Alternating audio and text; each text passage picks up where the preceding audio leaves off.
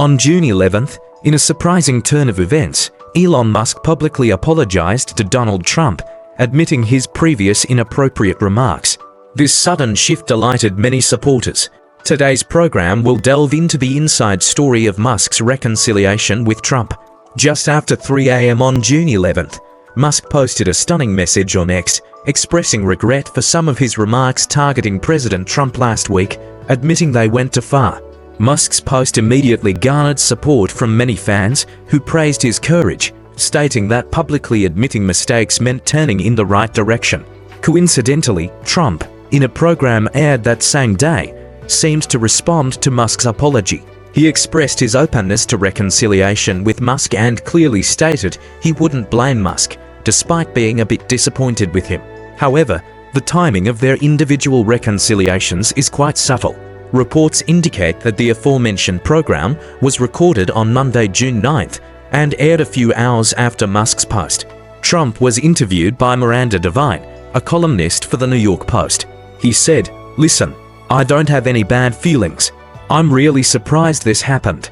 He's pursuing an extraordinary bill.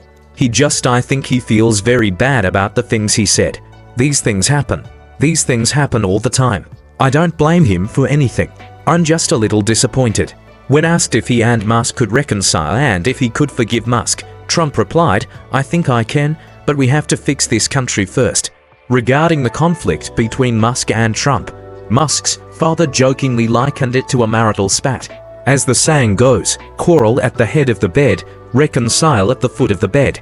Many are speculating about what truly happened behind the scenes for the two to go from a public fallout on June 5th to a reconciliation on June 11th, in less than a week. The UK's Times reported that despite Trump publicly stating he had no interest in mending his relationship with Musk, privately, Vice President J.D. Vance and a group of tech industry magnates made significant efforts behind the scenes to bring the two together, trying to persuade them to change their minds.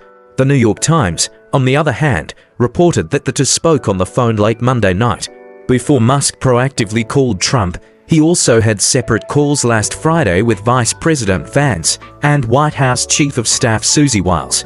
Wiles is considered one of the key figures in the Trump administration's decision-making and one of Trump's most relied upon and trusted aides. It must be said that Vance acted quite appropriately after this dispute. Last Thursday, on the very day of their public fallout, Vance stated in his blog that Musk's attack on Trump in that manner was a huge mistake, but he still hoped Musk would return to the fold. Vance said, "I actually think if Elon just calms down a little, everything will be fine." In addition, some Republican lawmakers and staunch Trump allies quietly contacted Musk over the past week, urging him not only to reconcile with the president, but also to support his domestic policy bills. Through text messages and phone calls, they explained the necessity of Trump's America the Beautiful bill, which currently faces considerable resistance in the Senate. Sources familiar with these interactions said Musk was open to outreach, although he still expressed opposition to the bill's lack of sufficient spending cuts. However, this did not prevent the two from temporarily setting aside some differences. House Speaker Mike Johnson played a key role in this. On Monday, he told CNN that he had been in touch with Musk and was trying to act as a mediator between the two. He said, "I think the situation is de-escalating. I very much hope these two can reconcile." In fact, one of Musk's actions also revealed his softening stance on the America the Beautiful bill. When California Democratic Senator Adam Schiff tweeted in agreement with Musk, saying, "I can't believe I'm saying this, but Elon Musk is right. The bill is full of dangerous far-right content and hidden wasteful spending." Schiff is a longtime political rival of Trump. At this, Musk became wary. He responded, "If even Adam Schiff agrees with my opposition to the America the Beautiful bill, then maybe I need to rethink." Looking back at Musk's role in this storm, several questions are worth pondering. First, even an influential tech leader like Musk can trigger controversy due to emotional remarks. We can all understand Musk's concerns about unsustainable national spending, which was the starting point for his emotional outburst. However, we cannot ignore that Musk has suffered from Asperger's syndrome since childhood. Such individuals often have extraordinary intelligence and focus intently on their passions, but they may have deficiencies in social interaction and understanding others. When faced with difficulties, such individuals may lose their rationality and say anything. For Asperger's patients, apologizing is extremely difficult, especially for someone with Musk's status and influence. This, in turn, proves that Musk indeed possesses certain excellent qualities that are different from ordinary people. In fact, netizens have long seen through all this. Some said, it seems not only Trump is skilled in the art of negotiation, but Musk also understands the art of compromise. Musk simply can't control his mouth, but straight talkers' confrontations are so straightforward, no internal friction. Secondly, Musk's political life will probably officially end after this incident. The Democratic Party, needless to say, will certainly not stand with Musk. Their moderately conservative ideals are incompatible with Musk's. On the Republican side, after gaining a deeper understanding of Musk's emotional personality this time, it will probably be difficult to regard Musk as a loyal ally again. Musk once said he wanted to establish a third political party.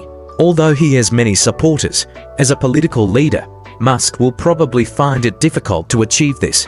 One reason is that the input-output ratio does not align with Musk's extreme pursuit of efficiency. Second, the murky waters of politics have already exhausted Musk mentally and physically. Lacking political wisdom despite having a brilliant mind, he probably no longer has the desire to get involved in these murky waters again. Now, regardless, the two titans are beginning to reconcile, and the US will benefit greatly because they are both true patriots. On June 11th, the US House of Representatives just voted to approve the first round of DODG, likely a typo, likely referring to budget or spending cuts, including cutting funding for the US Agency for International Development USAID, the National Public Radio in PR, and the Corporation for Public Broadcasting CPB, totaling $9.3 billion. The vote was 213 in favor and 207 against. This is the first of many proposed spending cuts. On X, a repost read, Elon Musk has lost approximately 25% of his wealth, or about $113 billion, in his efforts to stream. Would you sincerely thank Elon Musk? Of course, I would be no. Musk replied, worth it. Everything is unsaid. It's worth noting that the reconciliation between Trump and Musk excited supporters, but it also surprised some. On June 10th, the New York Post revealed that Microsoft co-founder Bill Gates secretly visited the White House on June 6th to lobby Secretary of State Marco Rubio in person to revoke the U.S. foreign aid reduction policy spearheaded by Musk. The report cited journalist Tara Palmieri, who said Gates has been openly opposing the Musk-led Government Efficiency Department and its push for significant cuts to foreign aid. This came at a time when Trump and Musk were publicly at odds, and Gates seemed to see an opportunity. So he seized the moment to lobby Rubio. Palmieri said, with Musk losing influence, Gates clearly saw an opportunity to revoke the Government Efficiency Department's spending cut policies. The report pointed out that the Government Efficiency Department cut over $8 billion from USAID, partly affecting HIV, AIDS prevention and malaria treatment projects in African regions. However, Gates' lobbying on June 5th was reportedly unsuccessful. Rubio told him that the government had no intention of withdrawing the relevant policies. A source told reporters that Rubio said the country is bankrupt and has no money to repay debts. According to previous reports by the New York Times, despite multiple requests from Gates, Rubio had consistently refused to meet with him over the past few months. Media reports revealed that Gates has been fiercely criticizing the Government Efficiency Department for pushing to cut US foreign aid, accusing Musk of killing the world's poorest children. Musk, in turn, sharply retorted. At the Doha Economic Forum on May 20th, he said, "Who does Bill Gates think he is? What right does he have to talk about child welfare? He frequently associates with Epstein. I wouldn't trust him to babysit my kids." Another undeniable factor in Musk's reconciliation with Trump is the sudden Los Angeles unrest in recent days, which served as a divine assist for Musk's change of attitude. Musk has consistently supported Trump's handling of the Los Angeles unrest on X for several days. He first added an American flag to Vance's post about the president not tolerating riots and violence, and then retweeted multiple posts from President Trump to his 220 million followers regarding the Los Angeles unrest.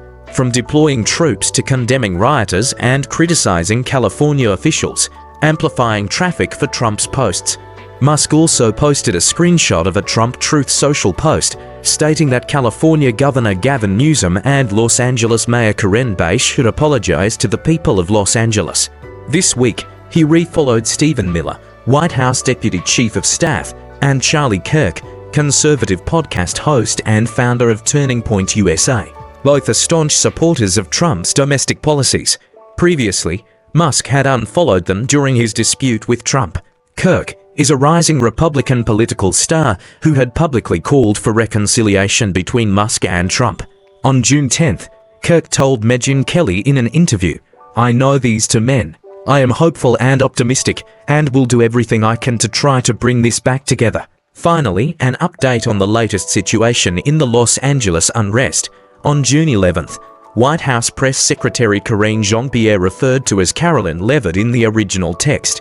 Likely a mistranslation or a phonetic rendering, announced at a press conference that after Trump's strong military intervention, over 330 undocumented immigrants participating in the Los Angeles riots have been arrested and will be deported. The U.S. Department of Homeland Security issued a poster that day, urging people to actively report undocumented immigrants. Los Angeles Mayor Karen Bass, who had consistently expressed support for the large-scale riots and widespread looting, announced that a curfew would be imposed in downtown Los Angeles due to destruction and looting. The curfew was from 8 p.m. on June 10th to 6 a.m. on June 11th and is expected to continue for several days. Meanwhile, California Governor Gavin Newsom continues to fight the federal government. In an interview with CNN, he stated, "California may be the first, but it certainly won't stop here. Other states will follow suit." Now, U.S. Immigration and Customs Enforcement ICE is deploying tactical teams to Democratic sanctuary cities across the U.S.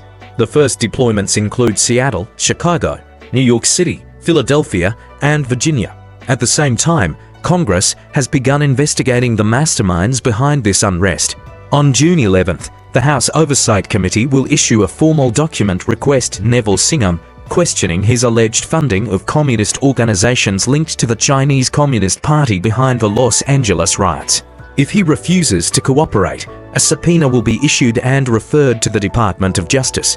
Singham is a mysterious billionaire who is allegedly an asset of the Chinese Communist Party and is accused of funding the most destructive street agitators within radical left-wing forces.